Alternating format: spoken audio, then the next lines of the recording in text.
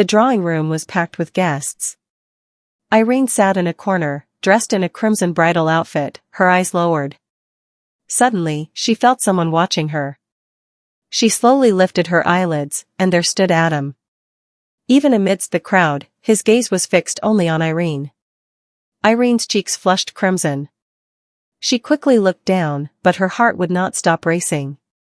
The memory of last night echoed in her mind again and again. Irene, I cannot wait for the wedding night. I will hasten the departure ceremony. A smile crept onto her lips at the thought, a smile she tried in vain to hide. Adam noticed that smile, and a faint one appeared on his lips as well.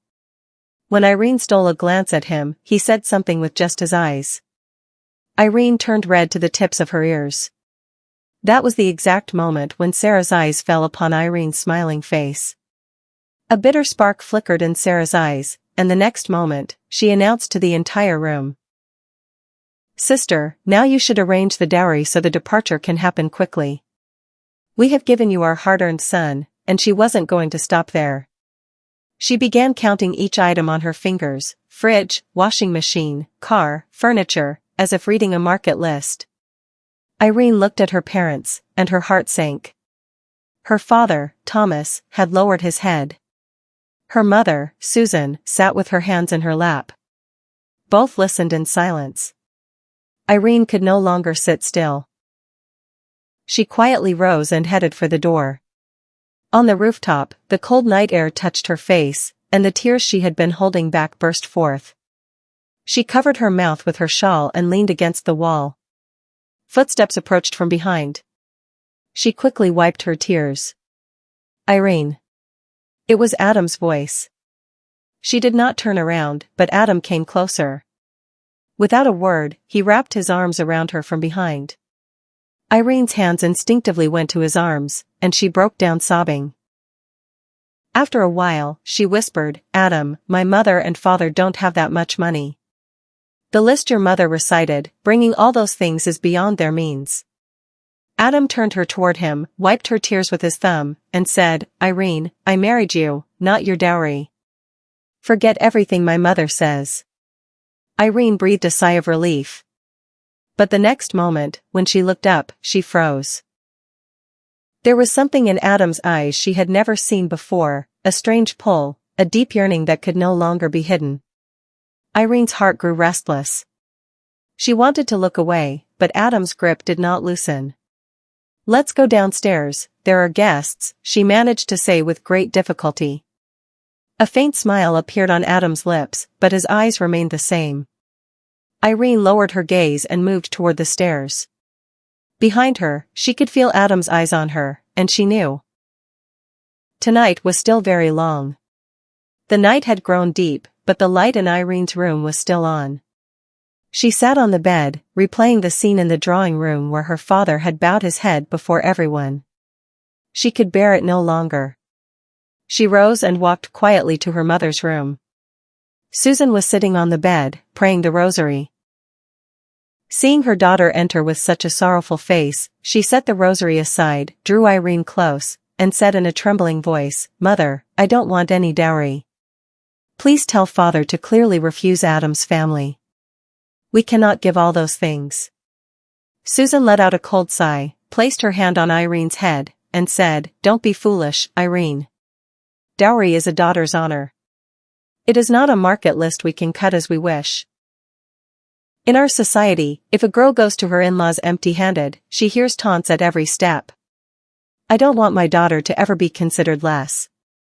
Irene clutched her mother's hand in anguish.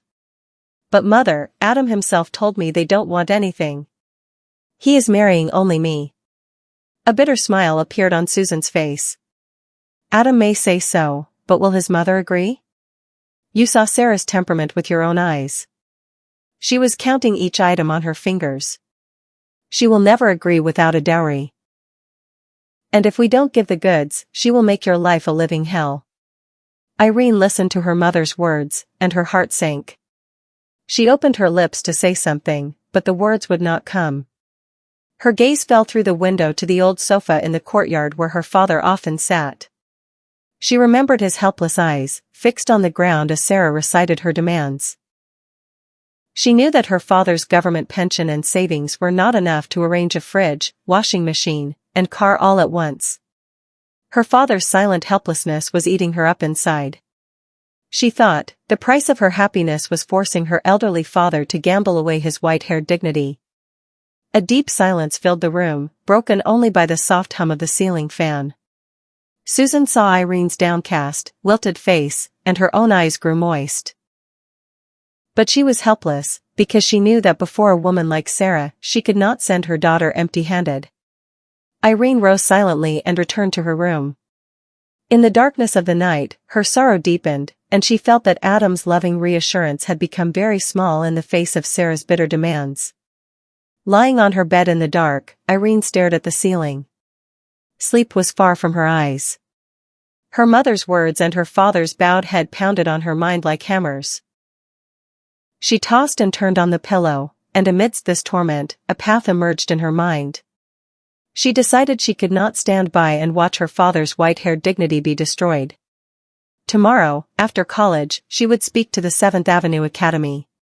By tutoring there, she could earn some money to lighten the dowry burden on her father. This decision gave her struggling heart a small comfort, and with that hope, she finally fell asleep. As morning broke, Irene hurriedly got ready for college. But her real purpose was something else. She was about to leave her room when Susan stopped her and flatly refused to let her go out alone, given the tense atmosphere after last night's conversation. Irene made countless excuses, but her mother remained stubborn. Susan said she would not allow Irene to go to Adam's house alone. If she had to go, Susan would drop her off herself. Left with no choice, Irene had to go with her mother, as there was no other way out of this predicament. When they arrived at Adam's house, Sarah greeted them with the customary cold formality and sent Irene toward Adam's room. As Irene approached Adam's door on quiet feet, her heart pounded with fear and anxiety. Sarah's sharp temper from last night and Adam's deep, compelling eyes, both were creating a strange unease in her being. With trembling hands, she opened the door and entered. Adam was still fast asleep. The room's curtains were drawn, casting a dim twilight. Seeing him sleeping so unaware, Irene stopped by the door. She did not know whether to wake him or leave. But she knew that the beginning of this morning would bring a new turn in her life. Downstairs, Sarah placed a cup of tea on the table, fixed a deep gaze on Susan, and a cunning, venomous smile appeared on her face. She knew very well that Irene had gone up to Adam's room and that Adam was still asleep. This was the opportunity she wanted to exploit. With exaggerated affection, she took Susan's hand and said, "Sister, why are you so worried? Irene is perfectly safe here with Adam. The furniture and electronics dealers close their shops in the afternoon. Why don't you go now and book the dowry items from the list? Otherwise, it will be too late. Adam will drop Irene off at college himself." "Don't worry at all." Susan hesitated for a moment and glanced upstairs. But under Sarah's pressure and her own helplessness, she said nothing, picked up her purse, and left. Sarah watched her go, smiling inwardly at her own cunning. Now Irene and Adam were alone in the room, and she would use this situation to bend Irene to her terms. Upstairs, Irene still stood by the door, watching Adam in his deep sleep. She was completely unaware that her mother had left her alone and that Sarah's scheming shadows were deepening around her. After a while, Irene took a deep breath and moved slowly toward the bed. Her heartbeat quickened, her hesitant footsteps were absorbed by the carpet. She came very close to the bed and looked at Adam's face. Even in sleep, he looked exceedingly serious and imposing. With trembling fingers, she touched his shoulder and called out softly, "Adam, wake up, Adam." Adam slowly lifted his heavy eyelids. Seeing Irene in her crimson dress before him, a triumphant spark flared in his smoldering eyes. Before Irene could recoil in fear, Adam grasped her wrist in his strong grip and, with one powerful, commanding jerk, pulled her directly onto his broad chest. A stifled cry escaped Irene's lips. Her delicate frame collided with Adam's hard, steely body. She panicked, placed her hands on his chest, and tried in vain to pull back. "Adam, what are you doing?" "Let me go, Mother is downstairs. Someone will see." But Adam's face was consumed by a deep flush of masculine dominance and passion. There was no room for hesitation. He ignored her pleas, and with his other hand, he firmly grasped the back of her neck, lifting her face to his. Then, with full authority and intensity, he pressed his lips to her trembling ones. Irene beat her hands against his chest, twisting her face left and right to escape this merciless embrace. But against Adam's passion, her delicate resistance proved to be a wall of sand. In one ruthless motion, Adam pulled the heavy blanket over Irene's struggling body and imprisoned her forever in his intimate fortress. He pinned both her delicate wrists above her head on the bed with one of his strong hands. Now, no veil remained between their beings. In the room's intimate twilight, only the sound of their rapid, intoxicating breaths echoed. Tears of fear and shame fell from Irene's eyes onto Adam's hands. But Adam had crossed all boundaries. The ancient longing in his eyes had become completely uncontrollable. He melted every plea and sobbing refusal of Irene in the heat of his touch. In the silence of that closed room, like a dominant, infatuated man, he exacted his rightful due with full force and deliberation. When Irene finally closed the heavy door behind her with trembling hands, she felt as if she had emerged from a deep storm. Her entire body shook violently. Her legs felt weak, her cheeks still burned with shame and a strange fear. She clutched her shawl to her chest with both hands, trying in vain to hide the chaos within. For a girl to cross this boundary before marriage, even if he was her fiancé and soon-to-be husband, left a heavy burden on the soul. In her heart was the numbness of Adam's passionate touch, but also the sting of dishonor and fear. She had given everything to this man who had yet to bring her into his home. She descended the stairs, dazed, her eyes fixed on the ground. At the drawing room door stood Sarah. Irene's disheveled hair, overly red cheeks, trembling lips, and frantic attempt to adjust her shawl. Sarah's cunning eyes needed nothing more. A poisonous, triumphant gleam appeared on her face, as if her arrow had hit the bullseye. Well, here comes Her Highness from Adam's room. Came down in quite a hurry. I was beginning to think we wouldn't need a departure ceremony at all. That venomous taunt fell on Irene's ears like molten glass. She looked up in anguish, her eyes pleading. But there was no drop of mercy in Sarah's heart. Sarah stepped forward, placed a hand on Irene's shoulder, leaned close to her ear, and said in a soft but cruel voice. "The mother who sent you here alone, she's gone to the market to book your dowry furniture. But what does she know that her daughter has already collected all her payment here? What's the matter, Irene? Until yesterday, you held your head so high. You were so proud of your father's white-haired dignity. And today, in one moment, you've fallen at your husband's feet." Irene wished the ground would split open and swallow her. Tears streamed down her cheeks. But Sarah firmly pinched her chin, lifted her face, and said, "Don't put on a crying drama in front of me. Remember, Irene, a girl who forgets her limits at a man's first gesture before marriage, her honor becomes worth 2 cents in her in-laws' house. Now your leash is in my hand. Tell your mother that whatever items I listed on the dowry list must reach the mansion quietly. Otherwise, if I spread the story of Adam's passion around the neighborhood, your old father won't be able to show his face anywhere." The ground slipped from under Irene's feet.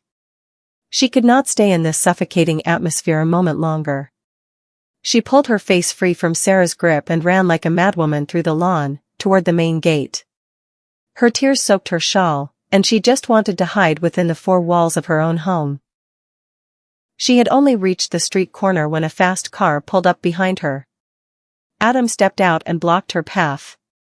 He was now fully awake, standing before her with his familiar, commanding presence. Irene tried to pass him, crying, but Adam seized her arm authoritatively. At the mansion gate, Sarah watched her precious son running after Irene and pleading with her.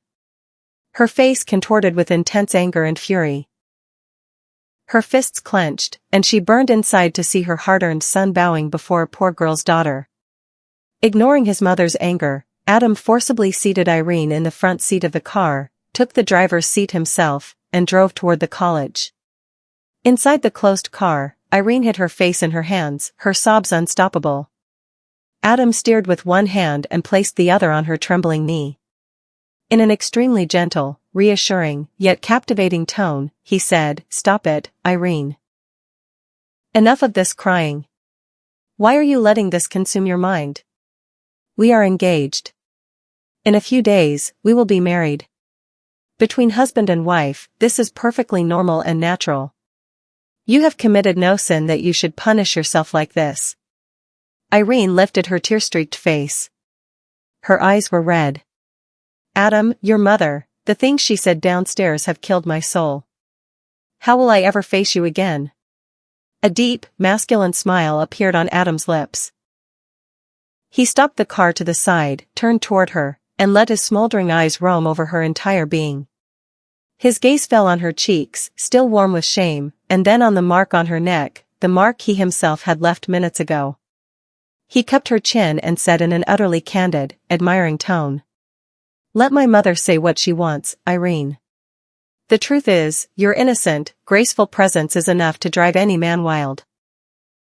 When you stood by my bed in that crimson dress, your flushed cheeks, your trembling breath, the softness of your neck, it was so enchanting that I could not control myself even if I tried.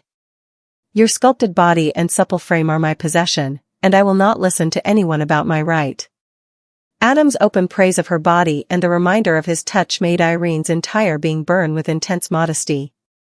She immediately lowered her gaze. But her fear slowly began to melt under Adam's complete confidence and authoritative reassurance. And she knew, Adam's passion would no longer be stopped by anyone. When Irene returned from college, her steps were heavy, and an unknown fear weighed on her heart. As soon as she entered the courtyard and saw Susan sitting alone, her composure broke. She fell into her mother's lap and sobbed uncontrollably. Susan held her in alarm. But when Irene, between hiccups and tears, recounted what had happened in Adam's room and Sarah's taunts, Susan's face turned pale. The next moment, a wave of intense anger and shock swept through her eyes. She pushed Irene away, grabbed her shoulders, and shook her violently, screaming in fury. "What have you done, Irene? Have you lost your mind? I raised you for this day, that you would throw away your honor at a man's feet before the departure ceremony?" Irene tried to clutch her mother's hand. "Mother, he forced me. Nothing is normal about this." Susan jerked her hand away. Her voice carried both anger and deep sorrow. "You don't know a man's nature, Irene. He is a hunter. What he gets without asking, before it's time, he stops valuing it. Adam consoles you today, praises your body. But remember, Adam will never respect your honor again. A man before whom a woman bows before the wedding, that man regards that woman as a doormat for life. Your respect and truth are dead to him forever. He will only see you as a toy." These cruel words cut Irene's heart like a saw. Susan looked into her daughter's eyes and continued, "And his mother, Sarah, that sharp-tongued woman, you have given her the biggest weapon against yourself. Now she will taunt you for life, throw mud on your purity. You won't be able to hold your head up. You have thrown away your father's turban, Irene. You showed no regard for your old father's white-haired dignity." This blood-curdling scolding and bitter truth made Irene's nascent fear now stand before her as a terrifying reality. Adam's imposing eyes and dominant touch no longer seemed like love but a horrific trap. She felt she had truly fallen in Adam's eyes, and the coming life would be not one of honor but a tent of lifelong humiliation. Before Susan could recover from the shock, the phone in the lounge rang sharply. Susan picked up the receiver with trembling hands. On the other end, Sarah's same poisonous, cutting voice echoed. Irene watched in fear as her mother's expressions changed with every passing moment. Sarah, without any preamble, struck directly, "Yes, Susan, your daughter must have reached home. Tell me, does she still hold her head so high? I speak plainly. The flowers your daughter bloomed in my son's room, after that, I cannot wait much longer. If your daughter becomes pregnant before the wedding, I will not be able to show my face in my family. I will never bring such a stained girl into my home as a daughter-in-law. So if you want to settle your daughter, the departure must happen now, this week itself. Hearing Sarah's words, the ground slipped from under Susan's feet. Her voice got stuck in her throat. She pleaded in a broken voice, "Sarah, what are you saying? We have no preparations, no arrangements. We cannot afford the expense of such a hasty wedding and feast. Give us some time." Sarah cut her off sharply and laughed cunningly. "Forget the wedding feast. We don't need your relatives or their biryani. Cancel the ceremony. Use that expense to make the dowry items good and valuable. There should be no shortage in the goods. You can deliver them to the mansion later. But now, quietly, among a few people, perform the departure and send Irene here, before her deeds become public." Sarah's open emotional exploitation and taunts broke Susan to the core. She held the receiver and looked at Irene, who sat on the floor shaking with fear. Sarah had turned Irene's single mistake into a weapon against Irene's old father's dignity and reputation. Before this, Susan had no choice but to bow her head and accept this humiliating decision. A new fear was now manifesting before Irene as a dark future. The day of the departure came as the most fateful day of Irene's life. There were no festivities, no wedding songs, just a silent compromise made to pay the price of one mistake. Irene sat in her pale bridal dress, head bowed, but tears streamed down her cheeks, washing away the paste on her face. This was not the departure she had dreamed of. It was a forced farewell, ordered by Sarah. When the time came for goodbye, a graveyard silence fell over the courtyard. Irene's father, Thomas, whose back had bent further under the stress and the world's taunts over these few days, slowly approached his daughter. With trembling hands, he placed a blessing over her head. Irene's remaining composure gave way, and she clung to her father's chest, sobbing like a child. Her hiccups pierced the old man's heart. Because of his dignity and helplessness, he could not give his beloved daughter the honor and celebration she deserved. Thomas placed his trembling hands on Irene's back and said in an inaudible voice, "Forgive me, my child. Even as your father, I could not send you off with honor and fanfare. My head has bowed before the world, Irene. But you, always keep your head high." His helpless words wounded Irene's soul. She could not tell him that she herself was the real cause of this ruin. Susan stood to one side, wiping her tears with the edge of her shawl. But in her eyes, along with maternal sorrow, there was deep regret and fear. She knew her daughter was leaving this house as a criminal, despite the marriage. When Irene hugged her, Susan held her tightly in her arms, as if wanting to protect her daughter from the coming storm that awaited her at the mansion in the form of Sarah. She whispered in Irene's ear, crying softly, "Go, Irene, to the house of your destiny. But always remember my one word, no stubbornness, no pride will work there. You must silently endure every cruelty. Because now your honor and dignity lie only in this veil that Adam has placed on your head." As Irene stepped out of the threshold with hesitant steps and lowered eyes, Adam stood by the car, waiting for her. On his face now danced a world of peace and deep, sincere joy. Where everyone else's faces were shadowed with sorrow and compulsion, Adam's eyes held the ecstasy of having included Irene in his life forever. He stepped forward, and with extreme gentleness and respect, took Irene's trembling hand in his strong hand. His touch was no less than a solace. He looked at Irene's father, bowed his head, and said with full honor, "Father, don't you worry at all. Irene is my honor, and I will always keep her on my eyelashes." Adam's positive and hopeful attitude spread a pleasant light in this heavy atmosphere. He himself opened the car door and seated Irene inside with a mix of love and authority. Standing on the mansion's threshold, Sarah had a cunning, triumphant smile on her face. But the shine on Adam's face and his resolute demeanor gave Irene a strange courage. Irene crossed her home's threshold with tearful, hesitant steps and turned to look one last time at her father, who stood leaning against the door, silently shedding tears. Though there was no worldly honor in this departure, Adam's boundless joy and confident face convinced Irene that despite stepping toward an unknown and cruel future, she would now reign forever over the kingdom of Adam's heart. Irene sat on the heavy, decorated bed in the room. Her heartbeat quickened with every passing second. The heavy golden embroidery of the crimson bridal dress was a pleasant weight on her being. She played with the ends of her hair, thinking of the moments to come, drowning in the deep sea of modesty. With every tick of the clock, the heat on her cheeks increased. Now there were no tears in her eyes, but the delightful dreams of a new life were stretching within her. Adam's devotion at the time of the departure, holding Irene's hand before everyone, made her forget all her past worries, Sarah's taunts, her parents' scolding.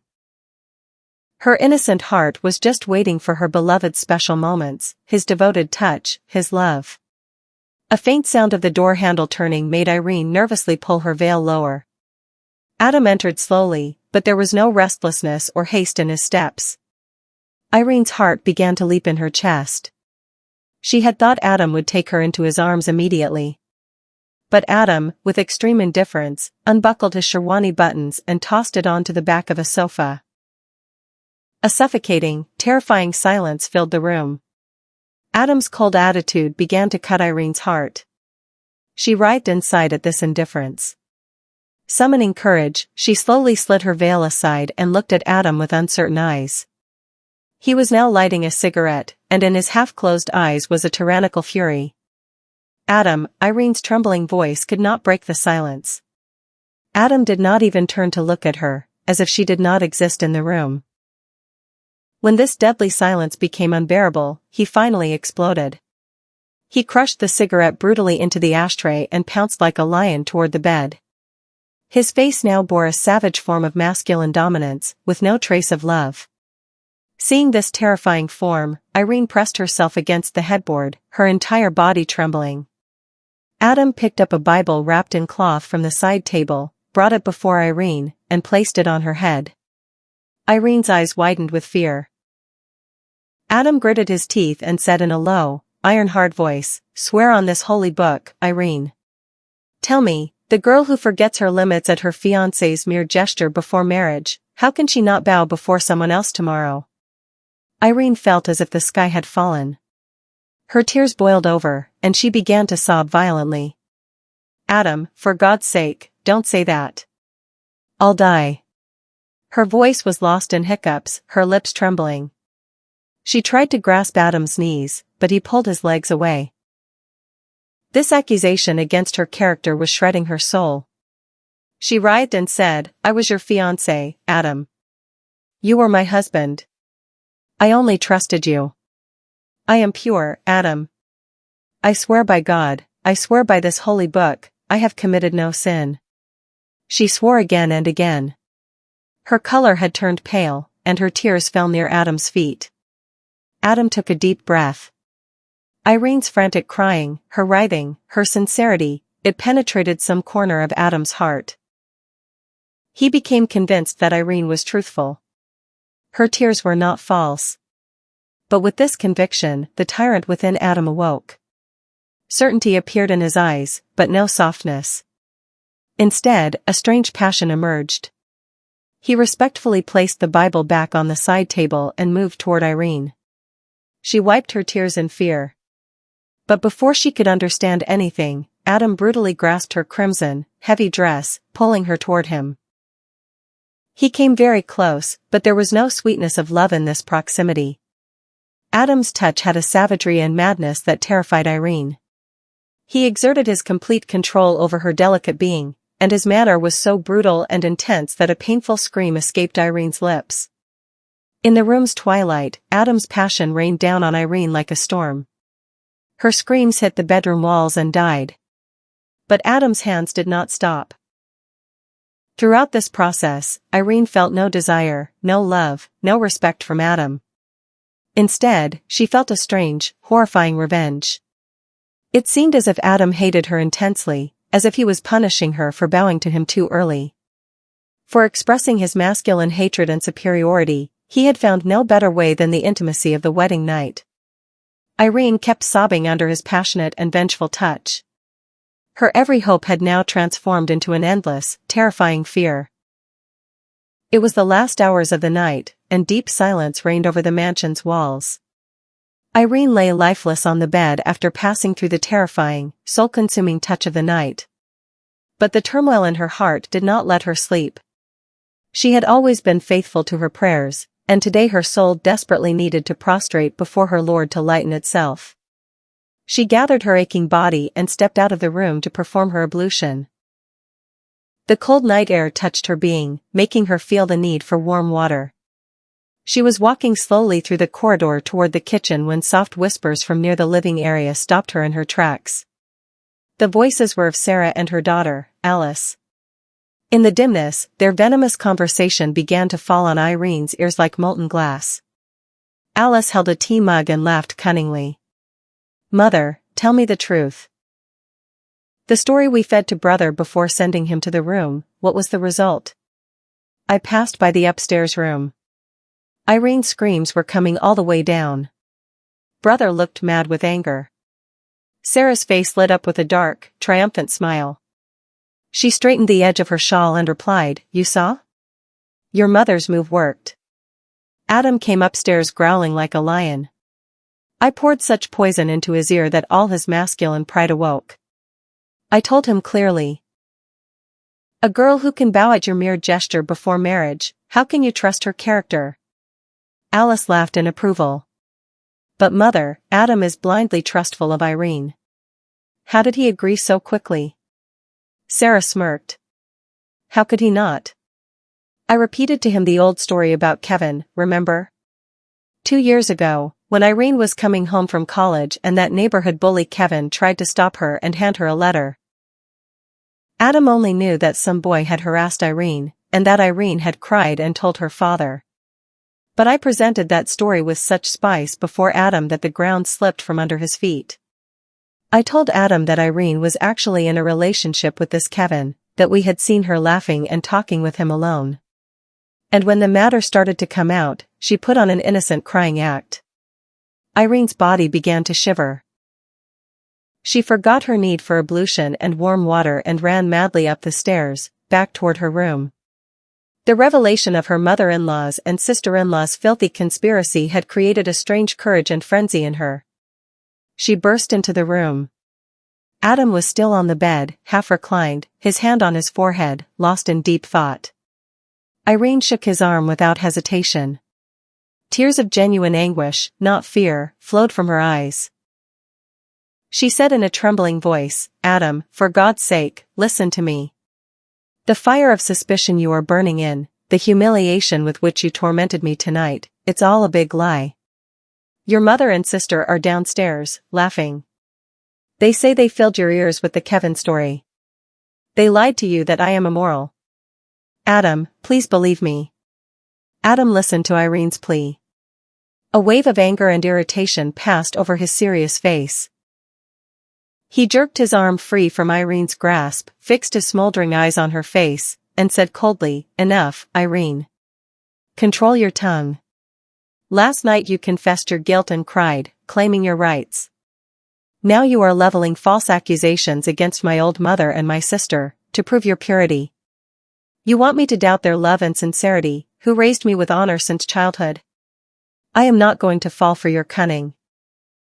Hearing Adam's flat refusal, Irene's heart felt as if it had drowned in her chest. But she could see in Adam's eyes that, although his tongue defended his mother, the furrow on his brow told her that her truthful whispers had created a small doubt in his heart, a doubt he was now hiding in some corner of his mind. But Adam was completely unaware that his mother's entire web was not to prove Irene's immorality but to serve an old, greedy, and cunning design. Sarah actually wanted to pressure Susan into providing branded, expensive dowry items, and then crush Irene under the burden of her imaginary sin so that she would never claim any right over her own belongings. Sarah's real plan was to quietly gather all that expensive dowry, furniture, electronics, and use it for Alice's wedding, so that Alice's house would be furnished, and Alice would live forever in the mansion with her head bowed under Sarah's favor, grateful that they had hidden her shame. Alice had clapped her hands and said, "Wow, Mother, you've done wonders. You stood as a witness before brother, how could the poor man not sink into suspicion?" Sarah had taken a deep breath and continued tauntingly, "Yes, Adam, and you swore oaths and said that Irene was stained from before. That she came to your room, that wasn't her decency, but her old habit. How could a man of honor like Adam remain silent hearing that? He has removed Irene from his heart. Whatever happened tonight was the result of our move. Now he will look at Irene with suspicion forever, and this poor girl's status in this mansion will be no more than a servant's. Standing in the dark corridor, Irene felt the ground disappear from under her feet. Her entire being trembled, and her sobs died in her throat. The truth became clear to her: Adam's terrifying form, his tyrannical suspicion, his stone-hearted behavior, none of it was based on reality. It was the result of her mother-in-law's and sister-in-law's filthy, cunning conspiracy, which had turned her purity to ashes in one moment. Adam lay on the bed, staring at the ceiling. But the tension in his shoulders and the deep furrows on his forehead indicated that Irene's anguish and her words had created a storm inside him. He was the most composed and commanding man in the mansion, one who, instead of being swept away by emotions, was accustomed to playing chess-like moves in silence. He coldly weighed the situation in his heart. On one side were his mother and sister, whose testimony had made him claim his right as a tyrant over Irene. On the other side were Irene's truthful tears, which did not seem like those of a guilty person. Adam thought to himself, if I do not uncover the truth today, I will spend my life being crushed in this burning oven of mother, sister, and wife. I must separate milk from water today. Either Irene is a liar, or my own mother and sister are conspiring. To begin his secret mission, Adam acted with extreme cleverness and cunning. Early morning, before the rest of the mansion woke, he came downstairs quietly and signaled to the old maid, Bella, who was cleaning the courtyard, to come to a corner of the lounge. Adam took out a crisp $5,000 note from his pocket and placed it in Bella's palm. Bella looked at Adam's serious face in surprise and fear. Adam leaned close and said in a low, commanding but measured voice, Bella, this money is yours. You just have to do one small task for me, and no one should get a hint of it. Adam explained the plan to Bella. A little later, when Mother and Alice are having tea in the kitchen, you go there on some pretext and bring up the subject of Irene's dowry.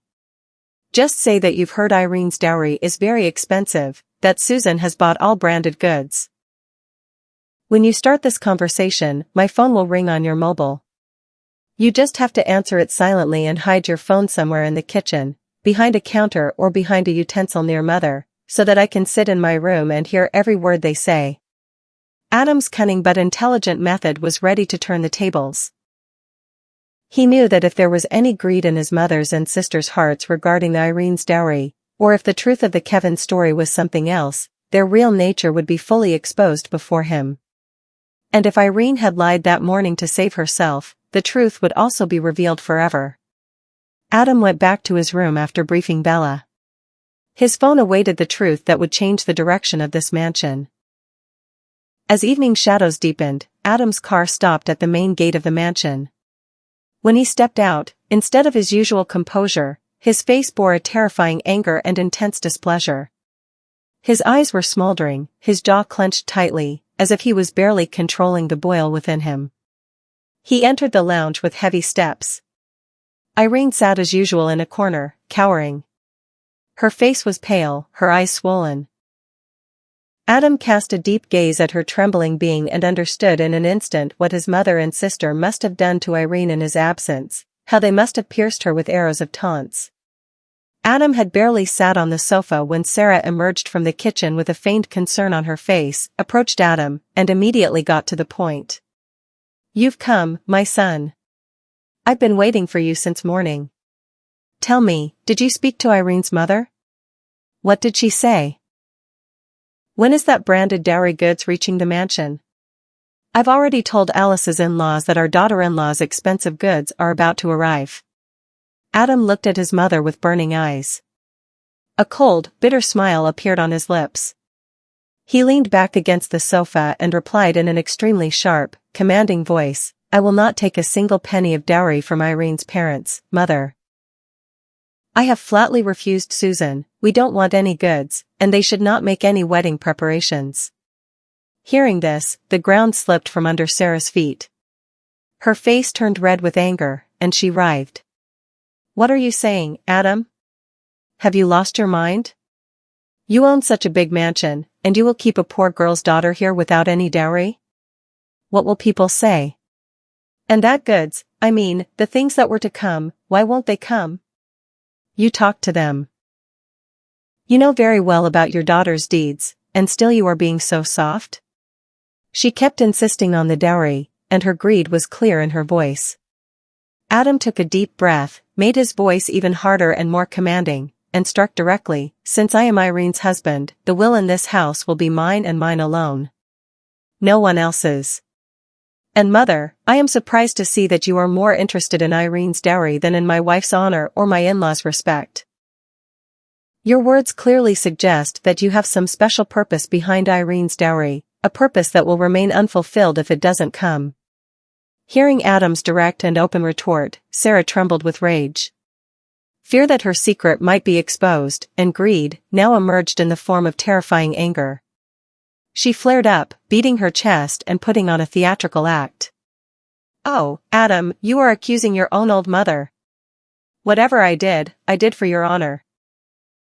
I hastened the departure to hide this girl's faults, and today you are calling your mother greedy behind this immoral girl. That girl is not truthful, Adam, she was stained from before. I saw her with Kevin with my own eyes. She is not worthy of your mansion. Don't fall for her words and call your mother a liar.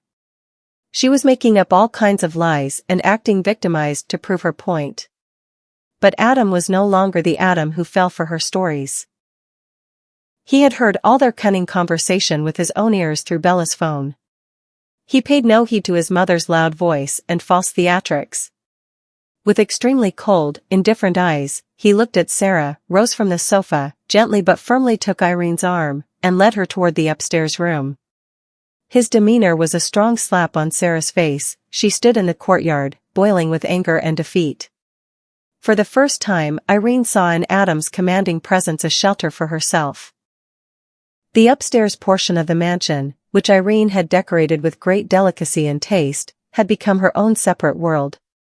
The day after the departure, Sarah had commanded in her authoritative style that Adam and Irene would live in the downstairs portion, in Alice's old room, so that the sisters' visits to the mansion could continue, and she could assert her right over Irene's room whenever she wanted. Sarah had said the beautiful upstairs portion would remain only for guests. But Adam had overturned this move as well. He not only had all of Irene's expensive, branded dowry goods set up in the upstairs portion by workers but also permanently uprooted his mother's and sister's authoritarian hold. Irene stood in the middle of the room, watching this beautiful change in astonishment. When Adam entered slowly, his face no longer bore the savagery or anger of that night. Instead, there was a deep apology and utmost sincerity. He came very close to Irene, whose body still trembled slightly from past fear. With extreme gentleness, Adam stepped forward, took both of Irene's hands in his, and with deep, protective affection, pulled her into his broad, strong chest. For a few moments, Irene felt her breath stop. But the peaceful beat of Adam's heart gave her soul a unique relief. Adam placed his lips on Irene's head and said in an extremely soft, captivating, but enchanting voice, "Irene, forgive me that for one night, I was swayed by their lies and became a tyrant. But remember, a husband is a woman's true protector. From today, I will be your protector, not a sign of fear and terror. Every evil eye and every taunt directed at you in this mansion will face my shield. You will not live here under a burden of guilt, you will live as the queen of this portion." Irene lifted her head from Adam's chest and looked at his radiant face in disbelief. Tears filled her eyes, but these were not tears of sorrow. They were tears of an overwhelming honor. Irene, who had been frightened since childhood with the phrase delicate and sensitive, whose own mother had taught her to silently endure the cruelties of her in-laws, today, hearing her husband's words, she felt like the strongest woman in the world. Never before had anyone given her such courage, such honor, such protection. And she knew that under Adam's strong shelter, no enemy would ever be able to bow her head again.